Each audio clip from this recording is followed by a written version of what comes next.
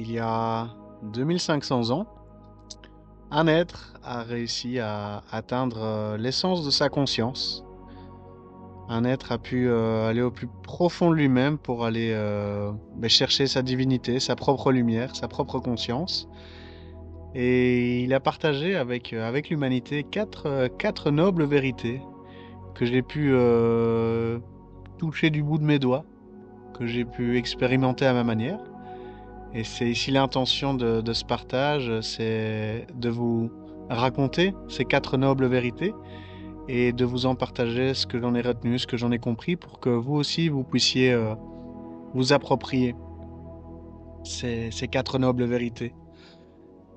L'histoire se passe en Inde, il y a 2500 ans, avec un prince nommé Siddhartha Gautama, qui a décidé de tout quitter, de tout abandonner pour revenir dans son monde intérieur et aller disséquer, discerner, observer, afin de comprendre la véritable nature des choses. Ce qu'on pourra appeler à l'heure d'aujourd'hui le discernement vibratoire. Et dans son cheminement vers le discernement vibratoire, eh bien, notre cher ami Siddhartha Gautama a découvert et compris quatre nobles vérités. La première, c'est qu'il y a souffrance. Ça m'arrive régulièrement dans ma voiture ou au quotidien de revenir dans cette première vérité qui est en fait un état d'acceptation. C'est accepter que sur Terre et dans nos corps, il y a de la souffrance. C'est indéniable. C'est une chose de le comprendre mentalement, et c'est encore une autre chose de l'intégrer dans son cœur et dans sa conscience. Et c'est ce que je mets ici comme graine chez vous, c'est votre capacité à vraiment intégrer du plus profond de votre être qu'il y a souffrance. Aussi bien dans votre corps qu'au sein de l'humanité, c'est un fait, il y a souffrance. Ça paraît un peu négatif, mais moi je trouve que ça a quelque chose de libérateur. C'est accepter en fait, accepter ce qui est. Les Anglais, la langue anglaise dit as it is. Cela est. Et personnellement, ben, pour moi, le fait d'accepter qu'il y a souffrance me permet de passer comme un baume sur mes propres souffrances et les souffrances de l'humanité. Et ça me donne envie d'aller chercher l'origine, d'aller chercher ben, la deuxième noble vérité. Et la deuxième noble vérité que Siddhartha Gautama a partagée, c'est qu'il y a une origine à cette souffrance. Et l'origine de cette souffrance, eh bien, elle est dans notre conscience, ou plutôt dans notre mental. Euh, le fameux avec mes mots, j'aime ou j'aime pas. On est tous dans un état de j'aime ou j'aime pas par rapport à ce qu'on vit au quotidien. Deux exemples concrets. Vous voyez en magasin une magnifique paire de chaussures qui est vraiment belle et qui vous plaît vraiment beaucoup. Bah, j'aime, j'ai envie, je veux. Il y a 2 minutes, tout allait bien, tout était stable et harmonieux. Vous avez vu cette belle paire de chaussures, ben je veux, j'ai envie, je veux. C'est ce qui s'appelle avec mes mots l'attachement. Et quand on est attaché à quelque chose, eh bien on arrive dans un déséquilibre intérieur. Un deuxième exemple, c'est si je vois une personne passer dans la rue que je trouve vraiment jolie, voire attirante, je vais avoir de l'attachement, de l'envie, du désir, surtout de l'attachement. Et en fait, ça crée un déséquilibre intérieur. Là où j'étais dans une certaine paix, une certaine tranquillité, eh bien le fait de voir quelque chose que j'ai envie, que je veux, auquel j'ai de l'attachement, eh bien ça m'agite, ça perturbe mon état intérieur. Et inversement, je suis dehors, je fais une belle balade, il se met à pleuvoir, à avoir des éclairs et à avoir de la grêle sur le visage. Ben j'aime pas, c'est désagréable, j'ai pas envie. Et ça, on se met à ne pas aimer, à éprouver de l'aversion, c'est-à-dire à vouloir éviter à tout prix cette chose-là. Et Siddhartha explique, de ce que j'ai pu comprendre et de ce que je ressens en moi, que lorsqu'on éprouve trop d'attachement ou trop d'aversion envers quelque chose, donc on est trop attaché à quelque chose ou qu'on veut absolument repousser à tout prix quelque chose, on n'est pas dans l'acceptation, mais dans l'agitation mentale de je veux pas, j'aime ou j'aime pas, je prends ou je prends pas.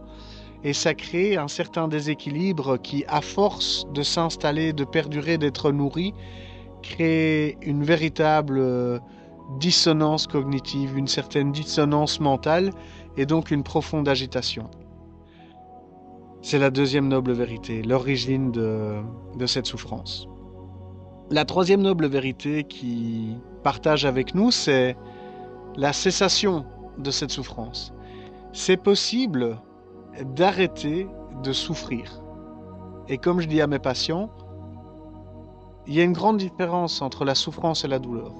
La douleur, elle est physique, la souffrance, elle est mentale.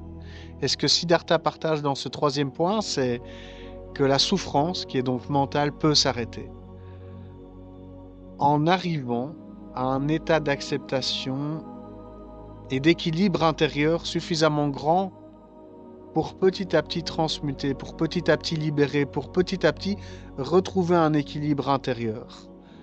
Et à force de nourrir cet équilibre intérieur, cette harmonie à l'intérieur de notre psyché, eh bien petit à petit, la souffrance diminue et au final, elle s'arrête. C'est ce que Siddhartha Gautama a découvert, c'est qu'il a réussi comme un miracle, mais à travers un très gros effort, à cesser de souffrir. C'est ce que lui a réalisé sur Terre, c'est la cessation de la souffrance dans son monde intérieur. Et en tant qu'être humain, eh bien, il a voulu la partager avec tous les autres. Et c'est pour ça qu'il a enseigné durant plusieurs décennies ces différents enseignements. Et cette troisième noble vérité est donc la cessation de la souffrance. C'est possible d'arrêter de souffrir. Et je le vis au quotidien, je souffre de moins en moins car j'ai un état de présence, ce qui s'appelle l'équanimité. Et cette équanimité, ça nous ramène à la quatrième noble vérité. C'est la pratique pour cesser de souffrir. Donc c'est la main à la pâte, les mains dans le cambouis. Cette capacité à aller voir en soi, pour régler petit à petit et progressivement la souffrance. Alors pour ça, eh bien, Siddhartha Gautama a expliqué le chemin. Et c'est ça la quatrième noble vérité. C'est le chemin.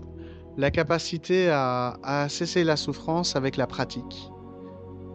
Pour le dire de manière très simple, il propose de pratiquer ce qui s'appelle l'équanimité, c'est-à-dire la capacité à observer une sensation plutôt que d'y réagir. Donc lorsqu'une sensation très agréable apparaît, qu'elle soit visuelle, auditive ou olfactive,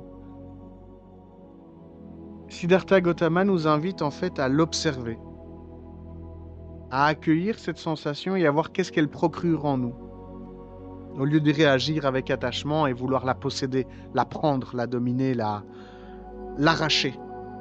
Et inversement, lorsqu'une sensation est désagréable, lorsqu'on nous fait une remarque, ou lorsqu'on perçoit une sensation visuelle, auditive ou olfactive très désagréable, au lieu de réagir avec une réaction de dégoût, de rejet et de repoussage, eh bien, Siddhartha Gautama nous invite à observer cette sensation désagréable et de voir quel impact elle a en nous. Et cette pratique, ce chemin du juste milieu, de l'équilibre, j'ai eu l'occasion de le pratiquer et je le pratique encore en ce moment même. Et c'est ce que je voudrais vous proposer à travers un petit exercice que je mets en dessous de cette vidéo. Donc si vous avez l'occasion de juste voir en dessous de cette vidéo les commentaires, la description, il y a un lien avec un exercice concret, pragmatique qui vous permet d'amener un certain équilibre en vous.